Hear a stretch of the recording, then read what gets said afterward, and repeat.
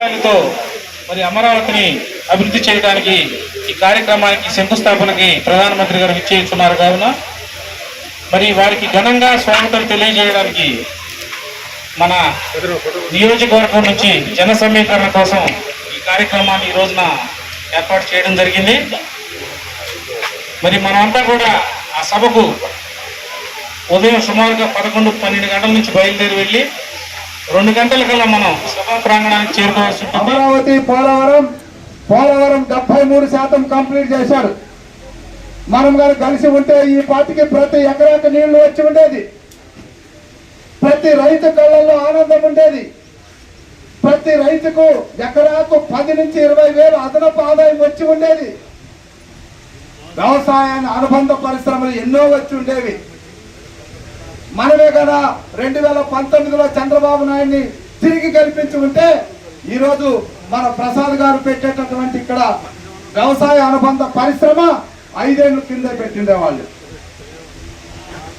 కానీ దురదృష్టం జరిగిపోయింది. ఇప్పుడు మళ్ళా పోలవరం కంప్లీట్ చేస్తారు, అది ఆయన కళ, చేసి తీరుతారు. 2028 డేట్ ఇచ్చారు. వాళ్ళలాగా డేట్లు కాదు, అసెంబ్లీలో ఒక డేట్ ఇస్తాడు.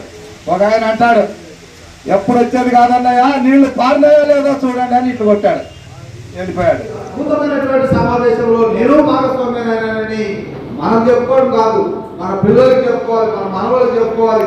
వీడియో తీస్తాం, బస్సులో మీరు కూర్చున్న తర్వాత బస్సు స్టార్ట్ అయ్యాక 2-3కి మేము అప్పు చెప్తాం, వాళ్ళు వీడియో తీసి పోస్ట్ చేసేస్తారు. దాన్ని మనం డాక్యుమెంట్ చేసి మన గ్రామాల్లో ఏదైనా కార్యక్రమాలు జరిగినప్పుడు ప్రదర్శించడం జరుగుతుంది. అంటే ఇదంతా కూడా రికార్డ్ అవుతుంది. కాబట్టి పేరుతో సహా మీరు అక్కడికి వస్తున్నారు. ఆ పేరుతో ఉన్నటువంటి ప్రతి ఒక్కరిని పార్టీ గుర్తిస్తుంది. వాళ్ళకి ఏ రకమైనటువంటి సముచితమైనటువంటి గౌరవాన్ని ఇవ్వాలో రాజకీయంగా కానీ, ఆర్థికంగా కానీ, మరో రకంగా కానీ పార్టీ తప్పకుండా చూస్తుందని పార్టీ ప్రతినిధిగా మీ అందరి యొక్క అభిమానిగా నేను మాటిస్తున్నా. మీరు మాత్రం దీన్ని నిర్లక్ష్యం చేయొద్దండి.